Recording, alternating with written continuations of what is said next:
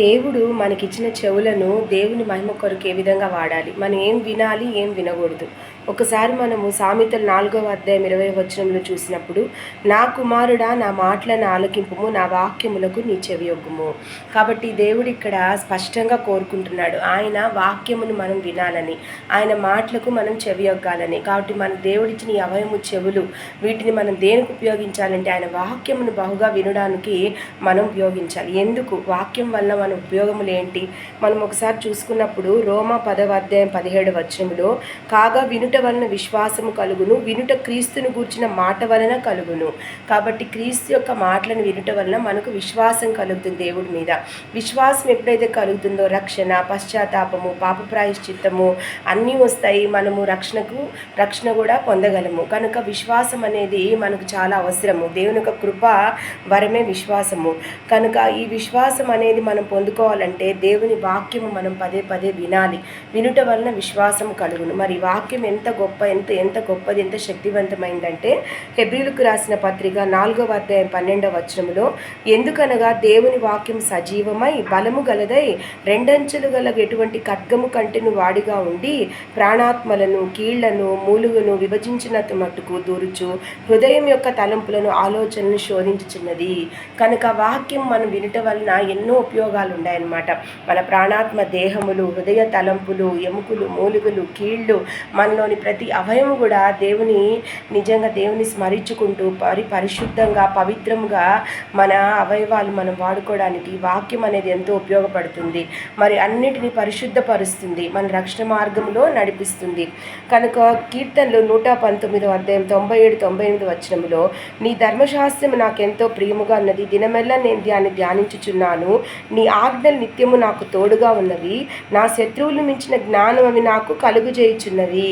కనుక దేవుని యొక్క ఆజ్ఞలు అంటే ఆయన యొక్క వాక్యము తోడుగా ఉందని దావీదు మహారాజు చెప్తున్నాడు. అలాగే ఇంకా ఏం చెప్తున్నాడంటే, మరి శత్రువులకు మించిన జ్ఞానము అవి నాకు కలుగు చేశాయని చెప్తున్నాడు. అలాగే 119వ అధ్యాయంలోనే 99-100 వచనం చూసుకున్నప్పుడు, నీ శాసనములు నేను ధ్యానించున్నాను, కావున నా బోధకులందరికంటే నాకు విశేష జ్ఞానము కలదు. నీ ఉపదేశం నేను లక్ష్యము చేయుచున్నాను, కావున వృద్ధుల కంటే నాకు విశేష జ్ఞానము కలదు.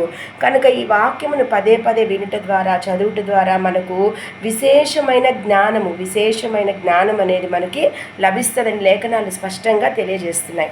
ఇంకా మనం చూసుకున్నప్పుడు 119వ అధ్యాయంలోని 105వ వచనంలో, నీ వాక్యము నా పాదములకు దీపమును, నా త్రోవకు వెలుగై ఉన్నది. కనుక మనము చీకట్లో నడవకుండా మనకు సహాయపడేది వెలుగు. చీకట్లో ఉన్నప్పుడు మనకి ఎటు పోవాలి, ఏ మార్గంలో పోవాలి, ఏ వైపు మనం ప్రయాణించాలనే సమయంలో మనకి ఈ వెలుగు అనేది చాలా అవసరము. మరి క్రీస్తే వెలుగై ఉన్నాడు, వాక్యమే దేవుడై ఉన్నాడు. కనుక ఎప్పుడైతే ఈ వాక్యం అనేది మనము వింటామో, మరి ధ్యానిస్తామో, చదువుతామో, ఇవన్నీ చేసినప్పుడు మనకు వెలుగై ఉన్నాయని దేవుడు ఇక్కడ చెప్తున్నాడు. అలాగే 119వ అధ్యాయంలోని 104వ వచనంలో, నీ ఉపదేశం వల్ల నాకు వివేకము కలిగెను, తప్పు మార్గములన్నీ నాకు అసహ్యములాయెను. కాబట్టి వాక్యం పదే పదే వినడం ద్వారా, మరి వాక్యాన్ని ధ్యానించడం ద్వారా, మన మనసులో హృదయంలో నింపుకొనడం ద్వారా తప్పు మార్గములంటే మనకు అసహ్యం ఏర్పడిపోతుంది. మనం ఏదైనా తప్పు చేయాలన్నా, తప్పు మార్గంలో పోవాలన్నా మనకు వాటి పట్ల అసహ్యత, రోత అనేది కలుగుతుంది. అలాగే సామెతలు 5వ అధ్యాయంలో 1వ వచనంలో, నా కుమారుడా నా జ్ఞానోపదేశం ఆలకింపుము, వివేకము గల నా బోధకు చెవియొగ్గుము, అప్పుడు నీ బుద్ధి కలిగి నడుచుకొందు, తెలివిని బట్టి నీ పెదవులు మాట్లాడును. మరియు ఈ వాక్యం వల్ల ఇంకొక బెనిఫిట్ ఏంటి, మనం ఎంతో తెలివిగా మన పెదవులతో, జ్ఞానముతో మాట్లాడుతామన్నమాట. మనం మాట్లాడే ప్రతి మాట ఆచితూచి జ్ఞానముతో, మరి సంయోచితమైన మాటలే మనం మాట్లాడుతాము. అలాగే కీర్తన 119వ అధ్యాయం 50వ వచనంలో, నీ వాక్యం నన్ను బ్రతికించినది, నా బాధలో ఇదే నాకు నెమ్మది కలిగించుచున్నది. మరి మన బాధలలో కూడా వాక్యము నెమ్మదిస్తుంది, మనం నడవాల్సిన మార్గమును మనకు బోధిస్తుంది. మన బ్రతుకు చీకటైనప్పుడు మనకి ఎటుపోవాలో తెలియని పరిస్థితుల్లో మనకు వెలుగై ముందుకి నడిపిస్తుంది. ఇంకా మనము ఈ చెవితో ఏమేమి వినాలి దేవుడు చెప్తున్నాడంటే, సామెతలు 1వ అధ్యాయం 8వ వచనములో, నా కుమారుడా నీ తండ్రి ఉపదేశములను ఆలకింపుము, నీ తల్లి చెప్పు బోధను త్రోసివేయకుము.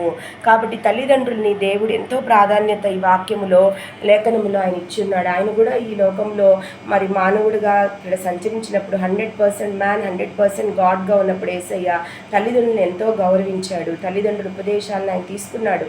కనుక మనల్ని కూడా తల్లిదండ్రుల ఉపదేశాన్ని వినాలని, దాన్ని మనం లోబడాలని, మరి ఉపదేశాలు తీసుకోవాలని, మన చెవితో వాటిని అంగీకరించాలని ఇక్కడ దేవుడు స్పష్టంగా చెప్తున్నాడు.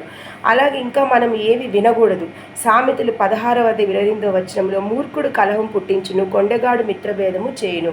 కాబట్టి మూర్ఖులు పలికే మూర్ఖపు మాటలు, మరి కొండగాడంటే అక్కడ ఇక్కడ మాటలు మోసేవాడు, మరి చాడీలు చెప్పేవాడు, ఇతరుల జీవితాలను పాడు చేసే వ్యక్తిత్వం కలిగిన మనుషులు మాట్లాడే మాటలు మన చెవిన మనం వేసుకోకూడదు. ఇంకా సరసోక్తులు, బూతు మాటలు, చెడ్డ మాటలు, మరి ఇతరుల జీవితాలను నాశనం చేసే మాటలు, మరి అటువంటివి మనం చెవితో తీసుకోకూడదు, మరి వాటిని వినకూడదు, మనం ధ్యానించకూడదు.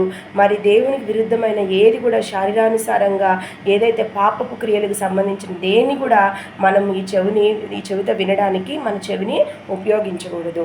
అలాగే 1 తిమోతి 4:7 అపవిత్రమైన ముసలమ్మ ముచ్చట్లను విసర్జించి దేవభక్తి విషయంలో నీకు నీవే సాధకము చేసుకొనుము.